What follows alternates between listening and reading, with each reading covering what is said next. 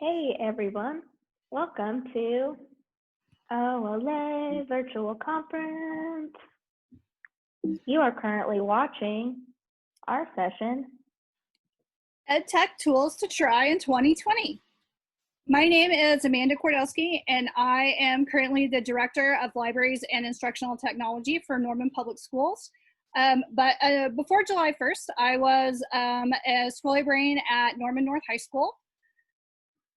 and I am Molly Detman, and I'm still a school librarian at Norman North High School.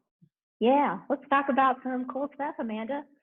I'm ready. So we're going to talk about 25 different tech tools, give you some examples, some screenshots, and we will share the link to the presentation when we get to the end. So you'll have the option to log into Google Slides. You can make a copy.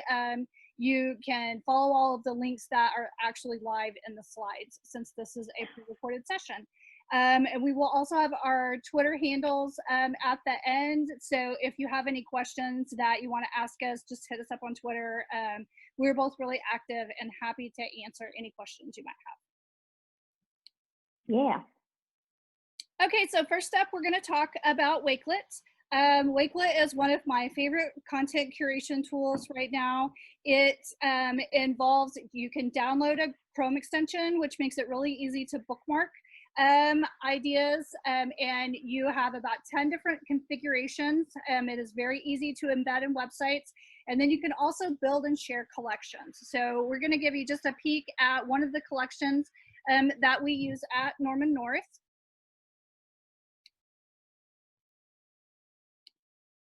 And I'll let Molly talk about the collection just a little bit, because this is one that she curated for our sophomore English classes. Thank you. Yeah, so this was really cool to put together. We had a teacher that was doing an African American poetry unit. So what's cool about Wakelet is that, I got to add all of these links and sites that just talked about African American poetry, listed them out or had links to them. But then I was able to kind of customize it, and at the top I have like a picture of just like a big stack of books that we had in the library. So what's cool about Wakelet is that you can really customize it to really work with whatever you're using. So like that way I could kind of do a mesh of our stuff versus the stuff I found online. They have a couple different ways you can organize things. So I picked, I forgot what this one's called. Grid? You know what I'm talking about? The grid view, yes. Grid view? Yeah. Because that one just looks really pretty with all the links and stuff. It also, Wakelet's amazing because it has immersive reader built right into it. So like if you click on the little book right there, it reads that out. So the accessibility functionality with it has only gotten better as we've been using it. They just keep adding more and more to it. The cool thing Check out these resources for biographical information and poems from African American poets. So one of the cool things about Immersive Reader is that you have the option it will identify grammar for you, but you can also change the font and change the language. And it will read aloud in whichever language that you happen to select. So it works really wonderfully with EL students who might need to be able to hear something in a different language, or to be able to process. So anytime you see this book icon with the little speaker, that means it is an immersive text.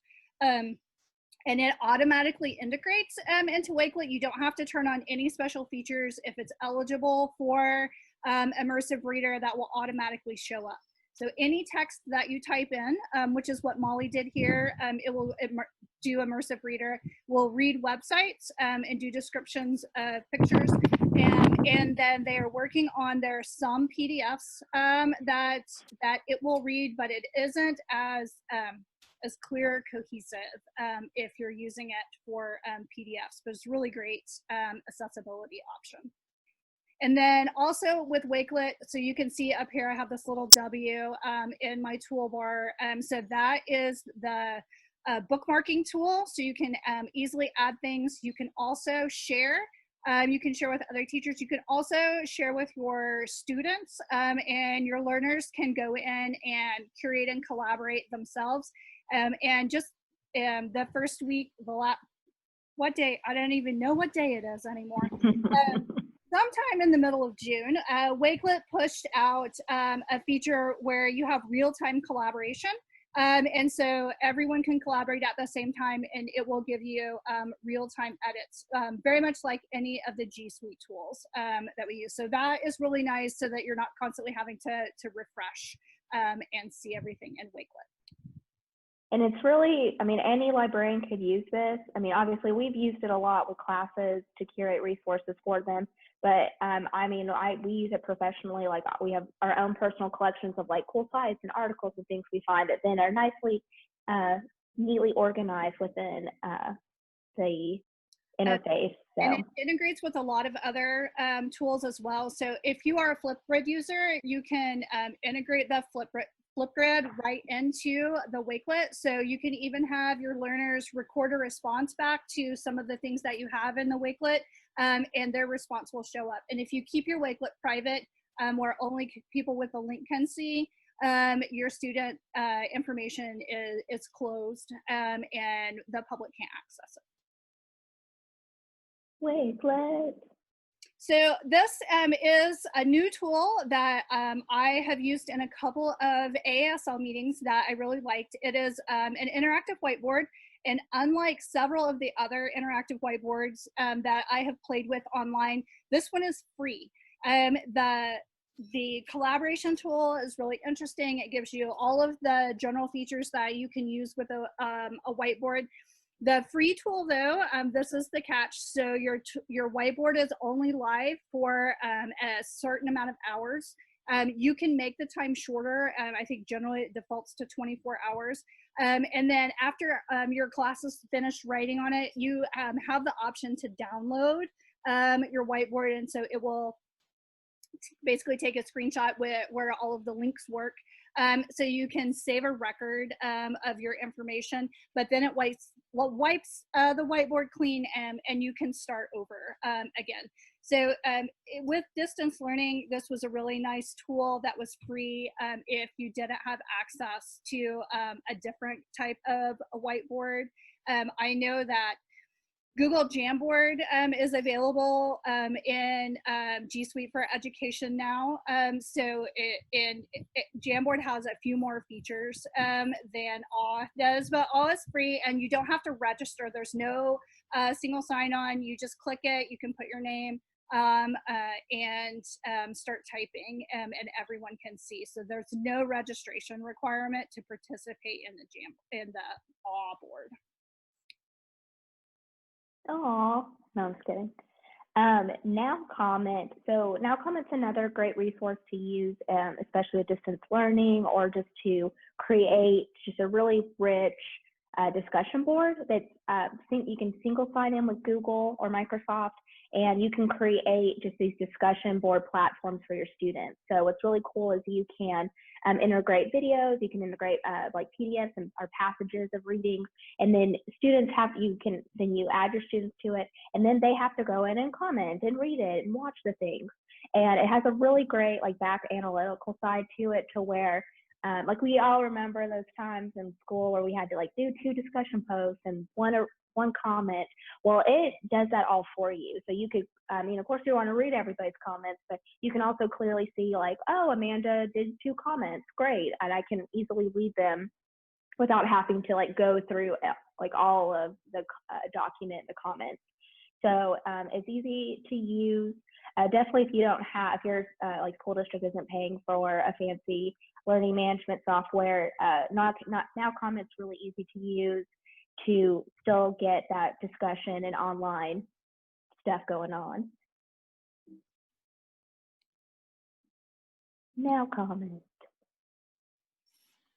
And then Canva. So I think a lot of us already know about Canva, but it's just in case you don't, Canva is just amazing and wonderful for all things marketing, and you can make beautiful flyers and social media posts, and it's just beautiful. And I personally have been using the free version forever, but there's still so much more you can do. And they recently just released Canva for Education, where if you are an educator, so anybody working in a school, you can apply for this.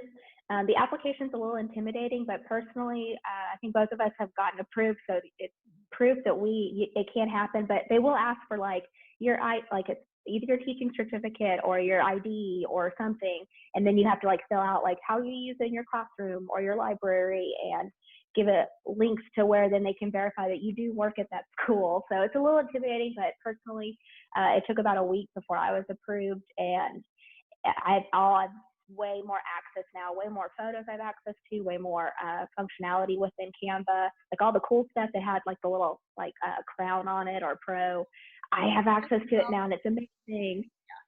There is also Canva for nonprofits. So if you're a public librarian, you could look into that. There are more specifications to apply for it that way. But like maybe your friend's group is nonprofit, you can apply through them. So you have all this cool access. But the big thing, the one thing you don't get with Canva for Education is you don't get the ability to erase backgrounds. So like if you imported a little picture and it's got the white background around it, you can't erase it. So, but I mean, I'm not about to pay $15 a month just to do that. I can do a bunch of other really cool stuff within that. Yeah, there are a couple of free tools where you can erase it, just a couple of hoops to jump through. But yeah, I also love Canva and highly recommend it if you have not tried it yet. They have so many cool things that you can do and build in Canva. Okay, so Talk.to is another great tool that I learned about during distance learning with AASL. So this is a live chat app that really is compatible. You can put it on a Samsung, you can put it on an Apple, it works on iPad, and then on PC or a Mac. But it is to turn your web page into live chat. So you set up your account, which is completely free, and you can add in. So Molly and I shared an account for Norman North. We embedded this cute little parrot into our website, and we put in the hours that we were available for live chat during distance learning. And then when we were not available, it gave a link to a Google form to fill out to ask to make a reservation to or make an appointment for help. But when we were available, the little parrot comes to life, and all anyone has to do is just click in the box and start typing their question. And it does the squawk. I mean, it is a legit parrot squawk. It is very loud and will get your attention. But anytime anybody goes to your website and starts typing in the chat app, you get a squawk notification and can interact with them either through the web tool or through a mobile device. So we found it really helpful and was a way that we could make sure that we're always available for our learners without having to be completely married to our device for 4 hours a day. The other thing that it does, because we are both kind of analytical junkies, being able to tell how many people visit, was that it also tracks how many people visit your website. And you can do this in Google Analytics, and it gives you a much deeper dive. But it was really nice with Talk because it would just send you a weekly update. And so you could see you had 300 visitors this day or this week, and makes some really easy data to chart, especially during distance learning, that we could see even if kids weren't typing into the chat and asking for help, everyone was still actively using the library website. And it is free and it has a single sign-on where you can log in with Google or Microsoft. Talk. That's how I always read it in my mind. Talk. I like a Jersey accent.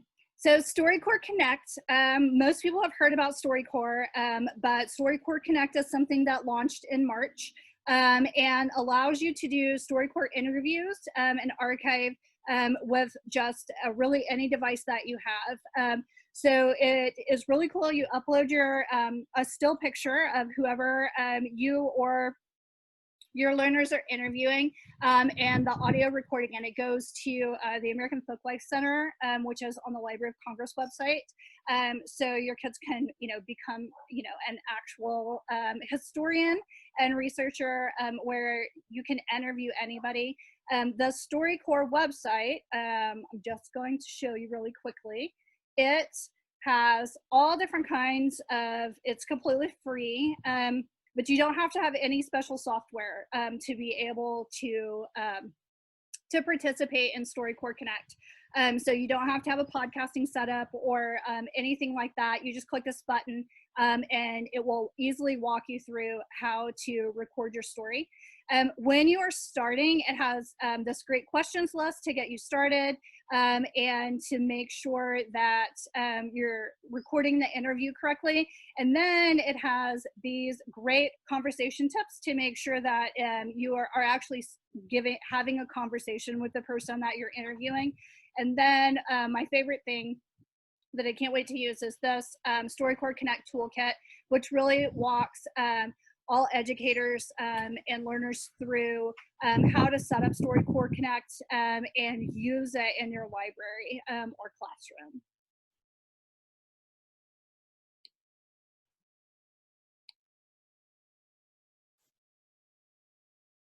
StoryCorps, also called Story Cry. So yes, you get real emotional. It doesn't do the cool animated videos that StoryCorps is known for, but if you were particularly tech savvy, you could build your own animation. Maybe even a couple of tools Molly's going to talk about now. Yeah. Okay, y'all. So Brush Ninja, it is free. It is easy to use. You don't have to sign in and do anything. And I mean, I legitimately made those two GIFs or GIFs, however you pronounce it. I'm gonna continue my hard G. I made those like, maybe it took 10 minutes because I couldn't find one button, but once I found it, it was perfect.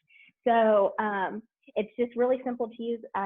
Like for the little fun stick figure man, I could add a background picture from their collection of photos. It has the onion skin function to where, like, when I add my next panel, I can see the little stick man before, so then I can trace it and make it look pretty similar. Like, you can tell, like, I got a weird thickness. Like, I just ignored the fact that I used a pencil on one and then I went to marker on the other one. But if you really want to, like, be very detailed and, like, make it look a little smoother, that has that functionality. And then, I mean, I had a lot of fun making the, like, I heart and then all the different words that go through that. So that's just another one of their photos. And then you can just download it. And then I just threw this into Google Slides and it automatically was playing. Depending on what kind of, like, I say I have a MacBook, so like when I first just click on my GIF that I've downloaded, it just shows each panel and I panicked and thought it didn't work, but really it does once you upload it. You can also upload straight to Twitter too. But I mean, there's lots you could do with this. Like, one, it's just really fun. I mean, like, any kid could easily pick up on it. If you wanted them to, like, animate something or show something, this would be really easy for them to use. There's also a lot, I mean, I kind of threw in the book one because I thought, you know, this would be really cool and cute for some, like, library marketing and social media stuff, because I mean, we could only share pictures of our dogs at home reading books, even though those are so popular. They're wonderful. But if you're looking for just something just different, there's a lot of marketing potential with how easy Brush Ninja is to use. Molly, does it upload to Instagram too, or just to Twitter? It just lists Twitter, but I'm sure if you downloaded it, like, I haven't played with it on my phone to where I download it on my phone and upload it, but I'm sure it probably would work. Okay. Cool. And then, because we just love animations, Wik Editor, so it is a little more detailed, a little more in-depth. So this one definitely took me longer than 10 minutes to put together, but there's lots of different aspects to Wik Editor. It still has the same basic functionality of, you know, making animations, but you can also actually do a little bit more of it, that you can also make, like, video games, videos, things like that. So, like, for example, my cow, which is, look at that cow, that's great. Awesome. I was able to import cow mooing noise, and so, but I downloaded it as a GIF, so you can't hear the cow, but if I did it as a video, I would have this beautiful cow mooing, which is more than you can do with, like, Brush Ninja. So if you wanted to make some animated videos, you can do that. It lays the layers out a little bit differently too, to where, I mean, you could really get in depth with your animation. It is a little bit more like, you're not just going to jump in there and know how to do it. That's why it took me longer. But Wik Editor is pretty awesome too. I know we first heard about it from a science teacher who said that she used it for the kids to animate like mitosis. So, I mean, of course, there's lots of educational aspects that you can throw in there with this, but I mean, we like, at this point in time, I'm personally just in love with like little stick figures of cows.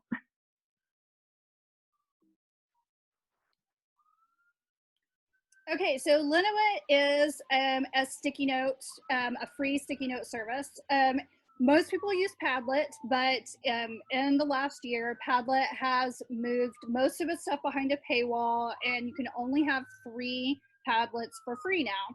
And so I really like Linowit because you can have an unlimited number of Linowits open and usable at the same time. You can build one for every grade level, or one for your teens and one for your middle grade kids, or one for each genre, all different kinds of things. It works exactly the same as Padlet. You don't have to register. There's no sign-in. It doesn't track any student data. You can also make your Linowit public or private. So if you don't want your kiddos sharing publicly, you just keep your Linowit closed. But it allows for a lot of collaboration, real-time collaboration with sticky notes, where kids can comment on something that they've seen or do a little mini book talk. It will let you upload video. You can upload the GIFs if you build something in Brush Ninja or Wix Editor, and embed it into the Linowit. And you don't have to limit yourself to just 3 Padlets, 3 whiteboards like on Padlet. And then Loom is the screen recording app that I use. A lot of people use Screencastify, and Loom gives you more time and more Looms that you can create every month. And it also, I like the editing features better in Loom. It is a Chrome extension add-on. You can also download the Loom program to your desktop and use the desktop version. But I just use the Chrome extension. You can choose to record just a single pane of your desktop, or you can do your entire screen. And then you also have the option, like we do here in Zoom, where you can put your just a photo of yourself, or you can put a live video as you're going through. It is really easy to use. You can export it to Google Drive, and it shares there, and then is also really easy to share to several other research tools like Canvas, or I don't know if you can share to Seesaw or not, but a lot of learning management systems, it will let you automatically upload to there as well. And it's free for everybody. We love free, don't we? I mean, I do. Anchor. So we both have used Anchor pretty extensively. It is so awesome. It is free podcasting creation. It has single sign-on for Google, and I think Microsoft too. I mean, we use Google a lot. But single sign-in, so it's easy. You don't have to make a new account and remember a new password. Our students, we used it to record podcast book reviews from students learners last year for a grant we got. So, I mean, we have like a really nice microphone set at our school, but anything, like there's an Anchor app, so if your phone records the audio, if your computer records audio, it is so easy. It's literally like you get signed up, there's a big old red record button, boom, you're recording. And then it actually has some cool, like easy to use editing features within that. So you can take your recording and you can just like add some like smooth morning coffee podcast music over it. And it's so cool the way it just integrates to where like once you're talking, the music gets lower. So it does all that for you. You can also kind of cut your clips as well. And you can also just download the audio and edit it in whatever audio software editing you prefer to use. But our kids have picked up on this really quickly. We like to record our own audio using it.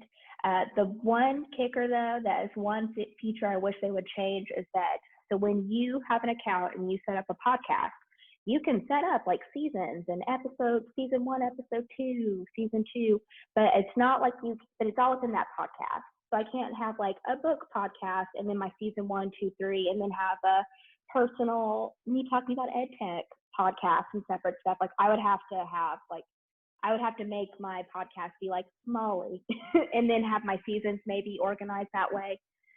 So like right now, my personal account is the student book podcast because I just didn't know any better. But it's really awesome and easy to use. We love it. And it has an app version as well. Yeah, and you can upload directly to publish to Spotify and SoundCloud and become internet famous if this is that app for you. But really, really easy to use. Oh, Explore.org. So explore.org is the best site ever because it's just all sorts of live videos of animals being animals. So of course, there are lots of educational things you could do with this, like especially with distance learning, if you want students to be able to learn about habitats or learn about animal behavior. They can watch these videos, and some are like actually live. So like those cool live ones were like the baby eagles are being born, or like kittens, and others they were live and now they're just saved and recorded. So there's videos over like everything. What do we got here? We got some night vision snakes. It looks like a snake. But it's really, you don't have to sign up to use or anything. Like we went straight to this site and can view it. So then you can share the link with your learners or whoever. Or if you just are like, man, I am zoomed out. I am tired. I just want to watch kittens. Or red pandas. I watch lots of red pandas. So. Or puppies. Like there's some animal sanctuaries that have live feeds that are kind of really interesting. So even if you wanted to kind of explore, animal preservation, there's lots of different ones. There's some more night vision. That's night vision. Animals with their creepy eyes. But this is just a really fun site. We love it. And I see that they've gotten real clever. See that Netflix with like birds. And we'll explore. Okay, then Genially is a graphics website. It gives you a little more interactivity than Canva does. And so last year, we built our annual report at Norman North with Genially so that we had the option to highlight a lot of the interactive tech tools and things that our students built. So this is the 1819 report from Norman North, and we divided our highlights for the year up into the different shared foundations for a school library. But it allows you to embed all different kinds of things. So thus, poacher prevention was a video game that our students built, one of our students built when we were doing a guided inquiry unit over the UN Global Goals for Human Development. And so when you click start here, it will open up in Scratch and walk you through all of the things that she learned by playing this video game that she designed. But it will allow you to embed text blocks, video games, all different kinds of things. And this is just that infographic tool that we used. And then several of these, as you scroll across, it will give you pop-ups. So it can embed all different kinds of information. You can also build presentations and what else, Molly? They have several interactive, like you would upload to Instagram that gives you some almost like the gaming or the what's it called? I'm completely blanking. All of the cool things that you share to the Norman North stories and Instagram, quizzes and things like that. We'll let you build those things as well. And then they just upgraded their site to have some more collaboration involved and to give you some slicker new features that embed. The cool thing that I really like about Genially, if your kids use it, is that, so it is an EU-based company. So it follows all of the EU privacy guidelines so that you know that your kids are completely protected in how their information is shared. And it gives you just a bunch of different options. So sometimes if every librarian on the planet is using Canva, sometimes our things start all looking similar. But Genially gives you just that little bit of edge and have the option to make your stuff interactive as well. Yeah, and you could like be on there forever. There's so many features to it. But once you get the hang of it and know where they are, then you can make things look super dope. Easily go down a rabbit hole and spend more time than you need building your Genially. So Northwestern has this awesome online tool called Night Lab, which I use pretty extensively with our journalism class at Norman North. But it also gives you all these cool online tools that you can use in the library as well. So just to look at a couple of different things, and they are adding new material all of the time.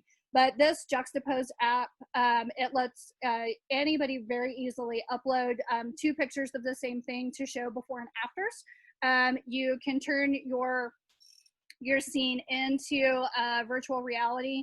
It's really easy and functional to use.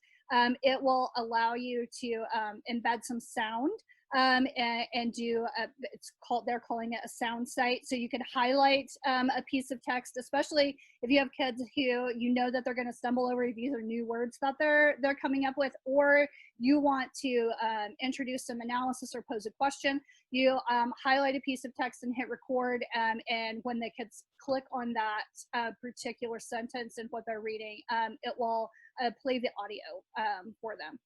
It allows you to do storylines and story maps and timelines as well. And then it has a bunch of things that you can try. The beta changes all of the time. And then some prototypes and things that people have used in the past. So it is a really fun site. It doesn't require a login and doesn't record any of your data. It's completely free.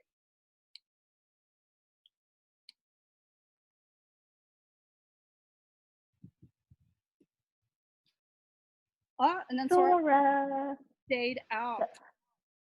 So if you ever used Overdrive to read ebooks and audiobooks, Overdrive did a super fun thing where they like split and created 2 separate apps. There's Libby for public libraries and Sora for schools. They are virtually the same except for Sora for schools. Obviously, it has some other features like reading achievements, like we can assign books to students. It's within the school. So Sora, we have had so much fun with it, and we've seen a huge increase of usage, especially with schools being closed for COVID-19. And there's actually, you can add your public library to it. There is a way that you can start a single sign-in. You can add all of your other, like for Norman at least, we can add our other schools to it. Audio sync is great. That's Sora. So you might have, if you didn't know about Sora before, you might have at least heard about it because of audio sync, the free audiobooks that you can download each week. They graciously decided to do it through Sora so that students would have the most access to it. But I mean, anybody could sign up and add audio sync as a library. Today's Thursday, so the new audio sync is up. So I just checked out the newest book, so you can see how easy it is to check out books. Yeah, so I mean, with between Sora and then if you already use Libby a lot, they're so fast, and the interface is really pretty. But our most favorite thing to do is to curate collections within our ebook and audiobook collections for easy browsability for students. So on the back end of things, it's so easy to just like create a fun. So the Sora Sweet Reads are up right now until like I think in 2 days, but they're simultaneous use. But then we have collections we can build. So we really try to build collections that are at least like just fun to look at. So we've got some like mystery and thrillers, and we'll be goofy. Like if it's September, we'll say Fall for a Good Murder, or we have a Read with Pride collection we keep up. And then of course, I've just figured it out. when you create your curated collection, there's a button where you can randomize it so that there are new books that are always filtering to the top. So it's not the same books that kids are looking at. And it puts books that are currently available at the top. They can scroll through and see all of the books, but it will give them the ones that they can immediately check out too. And like, I mean, you can customize a little bit too. You can change your little profile picture to be like a baseball or a robot. There's not a huge choice, but there's a lot. I mean, it's fun the way they've kind of made this really personal for students to really get into our ebooks and audiobooks. So we love Sora, and we love the partnership that they're really creating with public libraries, because we know, Amanda, do you want to talk about some of the library school systems that have been using it and how that works? So right now, and in Norman, our students, they automatically have a Pioneer Library card when they become a student at Norman Public Schools, and our kids can log in with their public library card. So the thing that it does though, which is fabulous for elementary and even for middle, but even adult books that we have in our collection, it doesn't show up if they log in with their smart card. But that is, I know, slowly changing, and that Overdrive is offering the option to become a single sign-on school. And so we are hoping that very soon with NPS that our kids just log in with just their student ID and can add the public library with their student ID number. And that's an option even if you don't have the type of partnership that NPS has with Pioneer. And so they can log in, and then it will allow them to access the public library collection on their level. So if they're an elementary kiddo and they log into the public library using the single sign-on aspect, they only see Pioneer books or public library books that are cataloged for elementary kids. And then that you can alter that for middle school or high school. So it only shows them the books that are appropriate for their level, which makes your collection so much bigger, because the public library system has so many more books available through their Overdrive accounts than we have at our fingertips in Norman Public Schools. And they can just flip back and forth and between their high schools or their elementary schools. You just hit the login, and every school that you have added or public library, it gives you right there. So it tells me I'm only looking at juvenile and young adult. So, and then I can see what they have curated and check out, and it puts it all very handily on my one bookshelf. So if I go to my bookshelf, you can see all of the books I currently have checked out, which mostly are audiobook sync, but it lets kids organize it all together. So, back to Yeah, Sora's awesome. We love Sora. And I was a late user because I was a huge user of the Overdrive app and a very disgruntled user when they split it in two. It started with Libby and Sora, but it does have a lot more functionality and is so much faster and more streamlined that the Overdrive app, that I have become a believer for Sora. Okay, so National Geographic, if you have not used their education side before, it is really amazing. They have all of the Nat Geo things that you expect, but then they also have lesson plans and maps and overlays that you can embed in your website, and all of the stuff is free. You want to sign, if you're a school librarian, you want to sign up for a Nat Geo Educator account, and they have a lot of professional development that's available, and different resources that are curated in different ways that are very easy to share with your learners, whether you are in face-to-face school or are using a virtual option. It makes it really easy to push content to your students. So.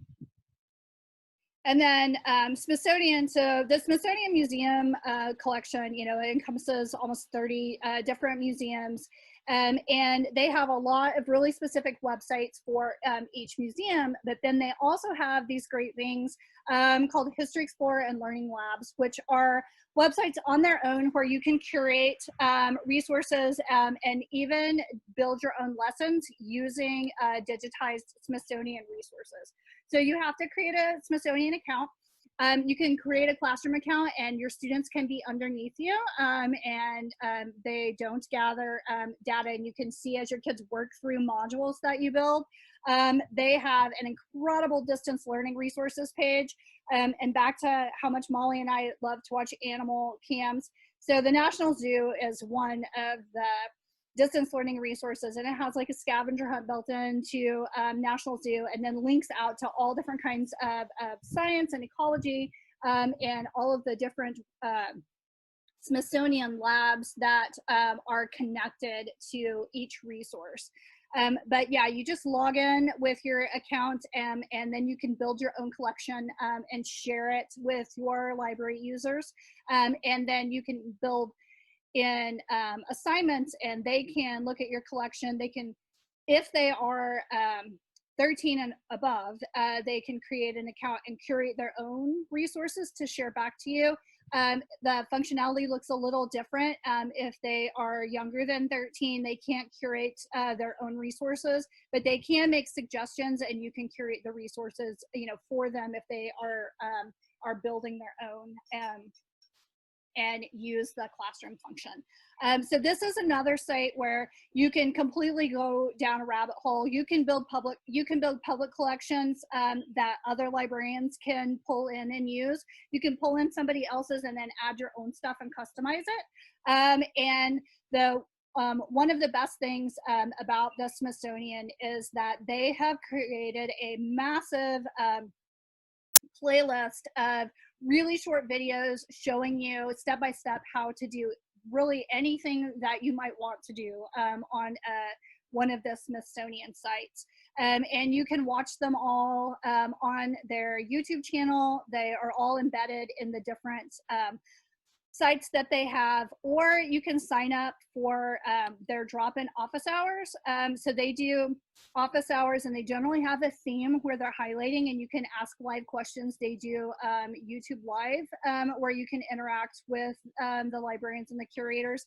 And then Smithsonian, National Archives, and Library of Congress all have incredible teacher resources and do free webinars and virtual workshops all of the time. So I went on a bit of a binge at the beginning of distance learning and did a ton of webinars from Smithsonian and Library of Congress on all of the different resources that they have to be able to introduce to students next year. So highly, really high quality.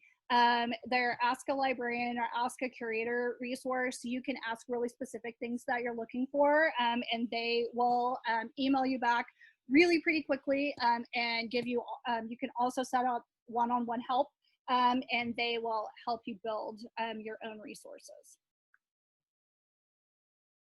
And then a new tool that rolled out, this is going to be the most helpful for high school or those interested in understanding how the Constitution connects to current legislation. So this Constitution annotated, that's hyperlinked here. When you click on it, it will go through the articles of the Constitution and also the Bill of Rights and link out to actual court cases and law. And give real-time examples of how this is actually in effect in the United States. So when we get back to school, or even if you have people coming into the public library, this is a free tool. You don't have to register for it. It's just a web page that are asking, you know, how this particular law or this president executive order is happening, or how this is enforced or how it's not. You can look those specific things up and it will connect back to the language in the Constitution and tell you in plain 2020 English what it means and how to interpret it. So it's a really great tool to better understand the government and how it works.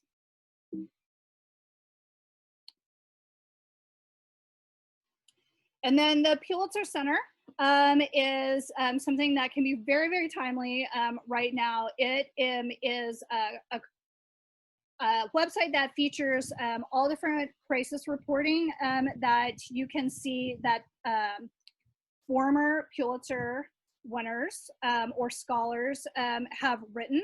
And it breaks it down for what exactly that you're looking at, how to tell if it uses any persuasion as it is talking, and then analyzes the specific event. So if I'm looking at this focus on justice and talking about theater, it will tell me which event that this particular article is connected to, who the participants are. You can read the story. You can look at related issues, and that it will identify different ways that writers, how you're using persuasion or fact reporting, or that this is a primary resource, all different kinds of things for your English classes and journalism classes, or really even as you're taking a critical look at what is happening around us and what is being preserved historically, how different articles from different places impact what people's opinions are and how they read. So again, really, really awesome resource. And there is college and resources, and then elementary, middle, and high school. You can also set up a time for a reporter or a Pulitzer Center scholar to Skype with your class and ask questions and get some one-on-one or one with your class resources and answers about reporting and how it works in the US.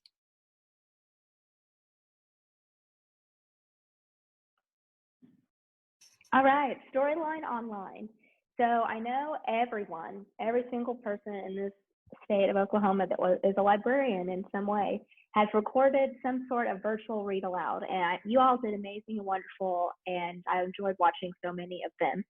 We ourselves, we did book talks, which we'll talk about how we did that in a little bit. But the publishers were really generous and gave us those options to do that during COVID-19. That timeline for us being able to have those posted is gone. I think it's over at this point, unless they've reevaluated it since the recording of the session. But at the very least, if you still want to share literature with your students and read alouds, because that's such an important part of especially early literacy, is just seeing a book being performed. Storyline Online is amazing and wonderful. It's been around even before COVID-19. They have professionally trained actors and actresses who read children's literature. So like my favorite one that I just listened to was Trombone Shorty read by Angela Bassett. And so the big thing though to know about Storyline Online, there are specifications for if you share this with your students or with your families and children that use the public library. We have that specific part of the website linked so you can go straight to that and know how to share it. I mean, basically you just need to at least share it for one of their platforms. Don't try to download the video and share it yourself. They lovingly already have it in some pretty easy formats like YouTube or SchoolTube. And what's cool is there are also teacher guides, Vimeo too. There are teacher guides with it as well. So in addition to getting to hear Angela Bassett read a book to you, there are also cool activities and lessons that you can incorporate with that book. So that you don't have to, if your kids are at home and we're still doing some distance learning next year, this is still a really great resource. Or if you have kids that are going to have to stay at home, they can listen to books, they can still do some interactive activities, and it's just a cool site. I really enjoy it. And I mean, they're all just, beautiful, famous people reading books to you.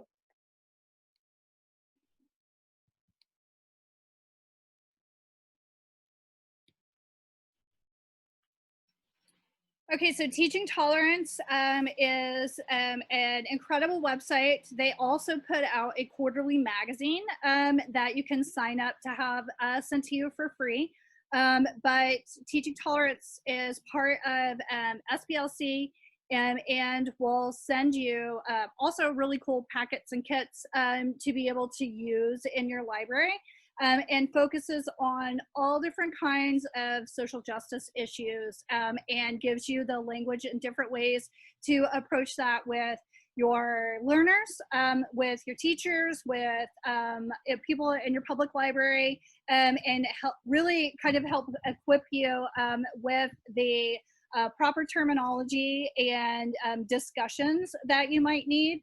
I really, really love teaching tolerance and how they kind of give you a structure for social justice issues to have a civil and really important discussion with all different ages of kids. So I have used it for LGBTQ issues, for civil rights issues, and then also for things like religious discussions at school, and freedom of religion and freedom from religion while you are in a public school. So they have all different kinds of articles and discussion points. They have modules that you can work through as a learner, and lesson guides and teaching guides that you can use with students. Molly, what's your favorite part? Teaching tolerance? Yeah. I mean, I just like the articles and things too. Like just using it for professional development, just to understand different topics before you try to like teach it without really knowing the appropriate way to do it is what I really enjoy with it.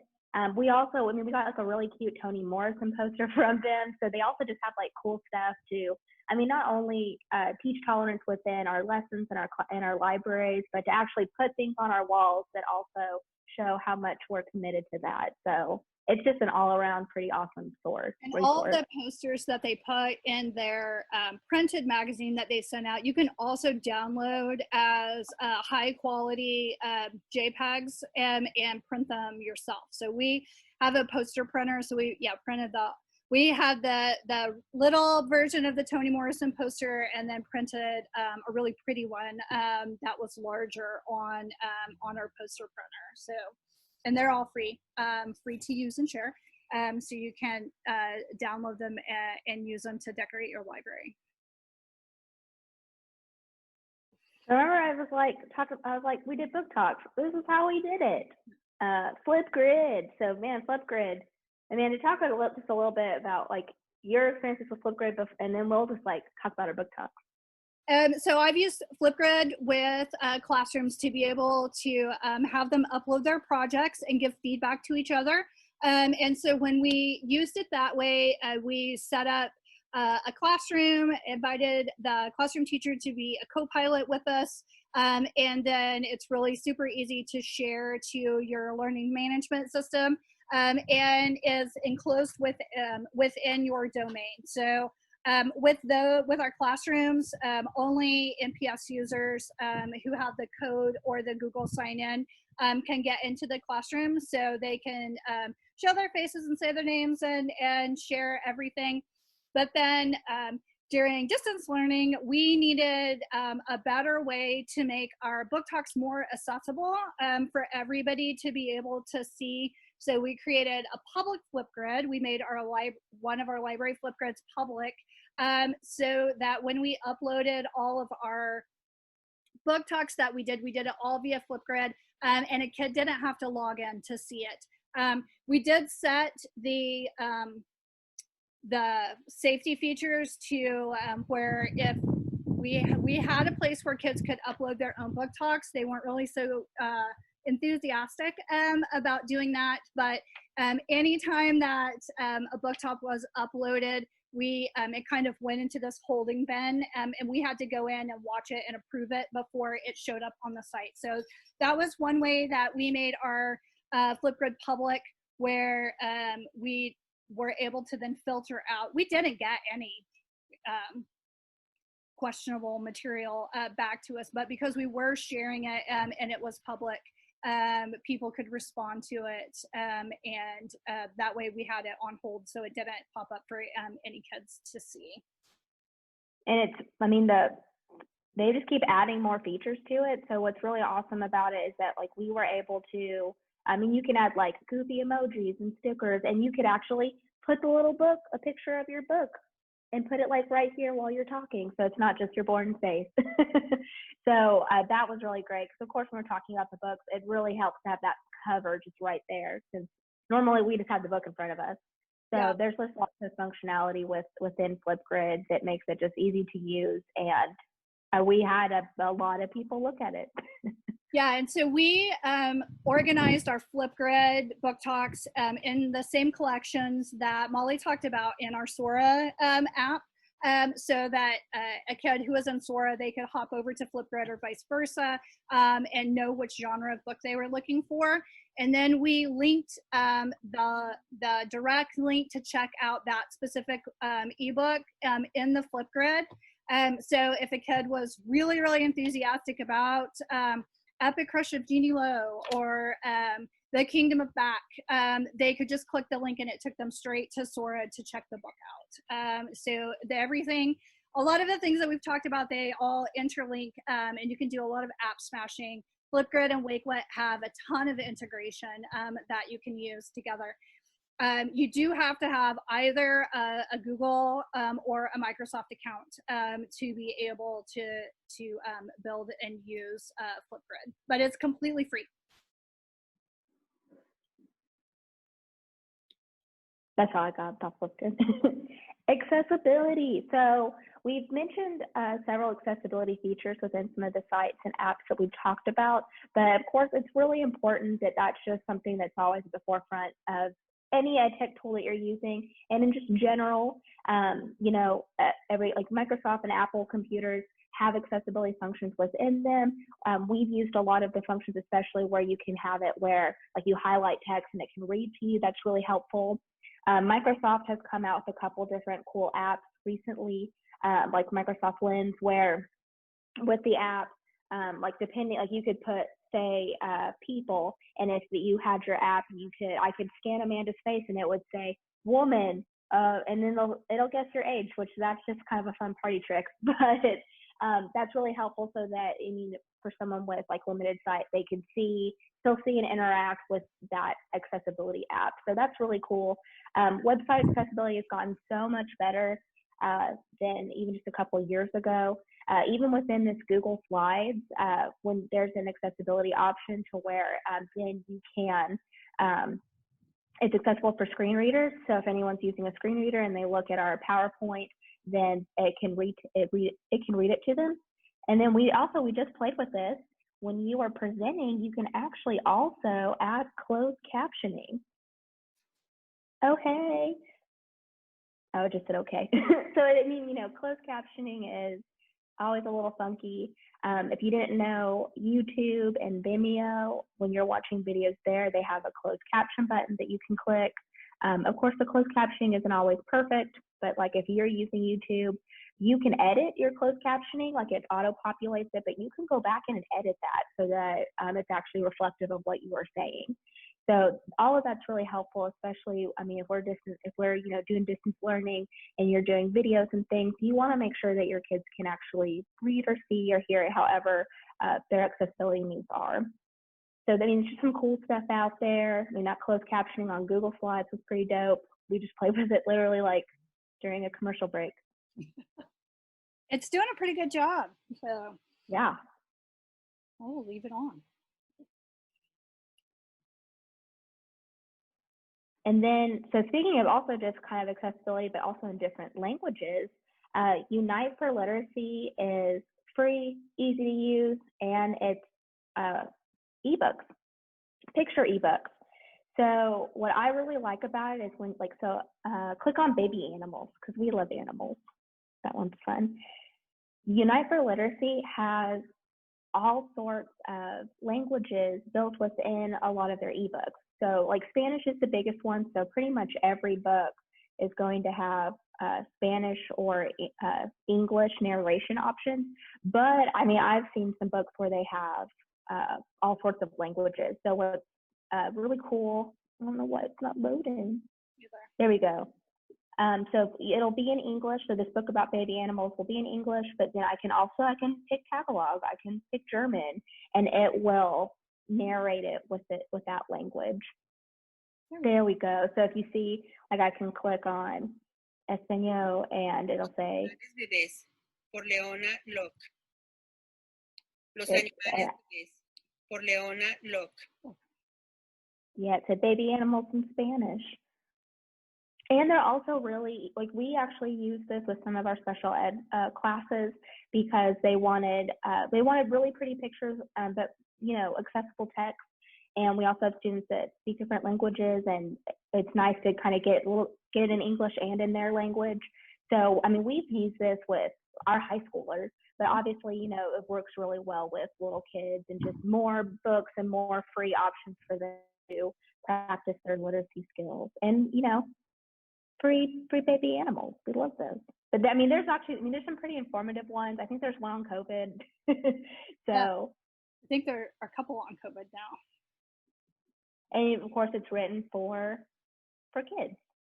We love the library. Mm-hmm. I mean, all the pictures are Creative Commons images, and then you might have seen before, but now they have like a little story with it, which is cool.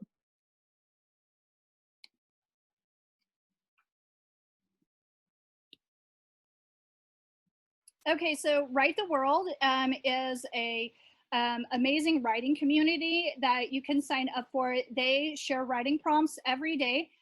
They have all different kinds of writing contests that and writing challenges that your kids can write and enter. You can even write and enter them. But really, it helps you get started with if you're wanting to introduce writing into your library.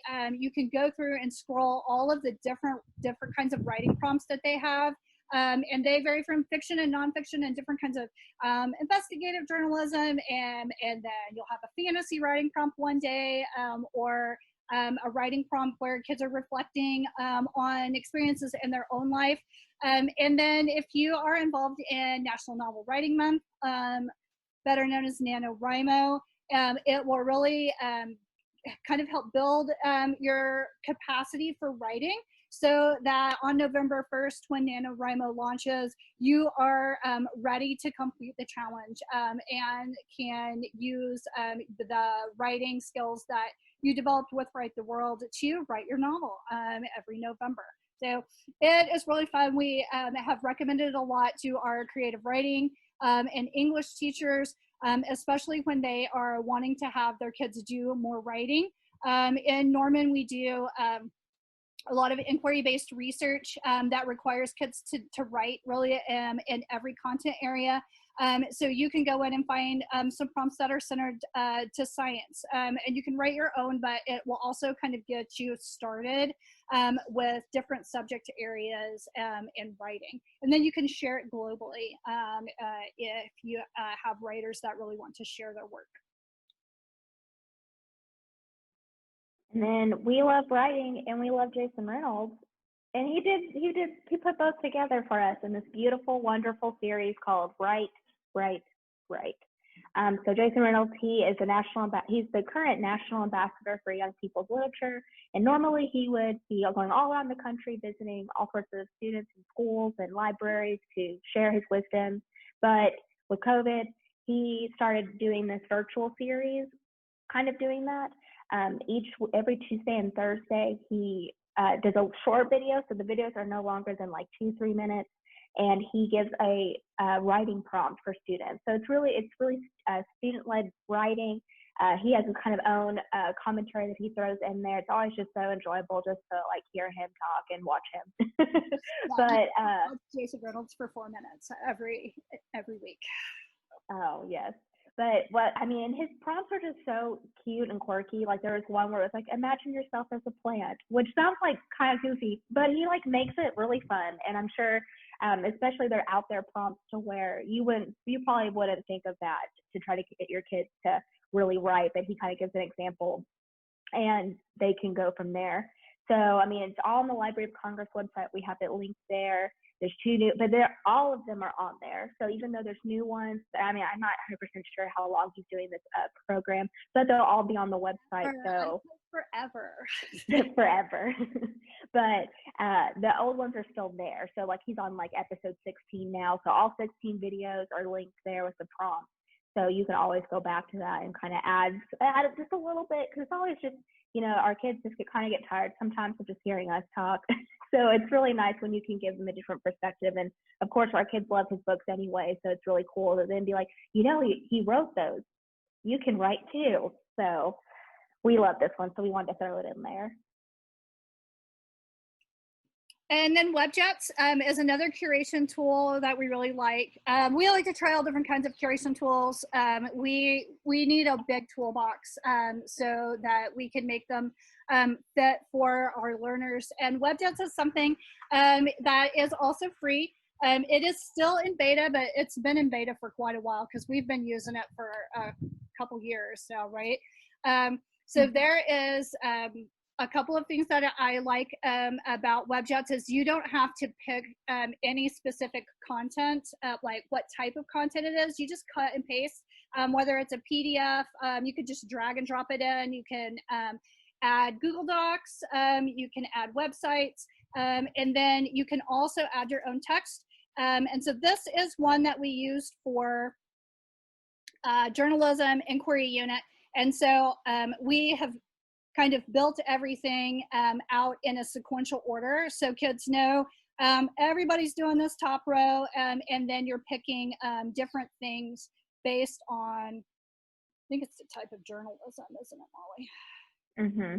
Yeah. Like which beat of journalism that you are interested in, and it has updated real-time links to the website.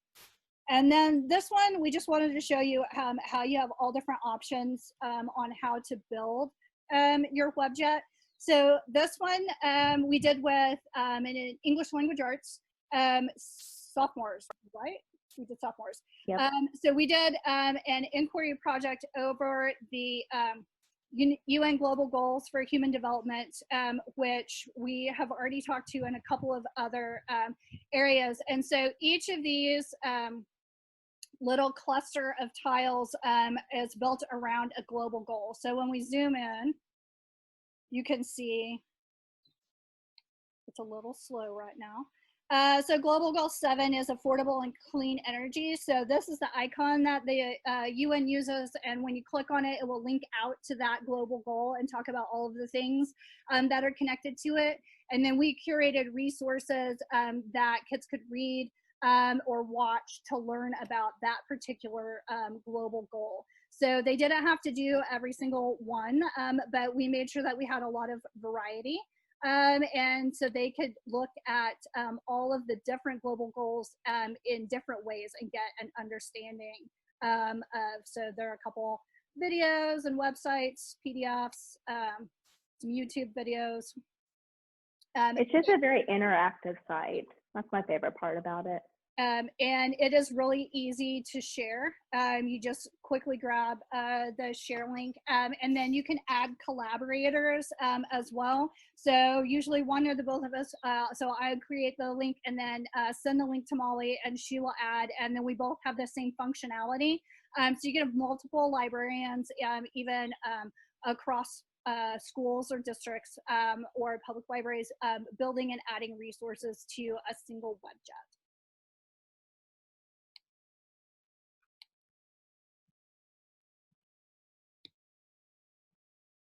Woo!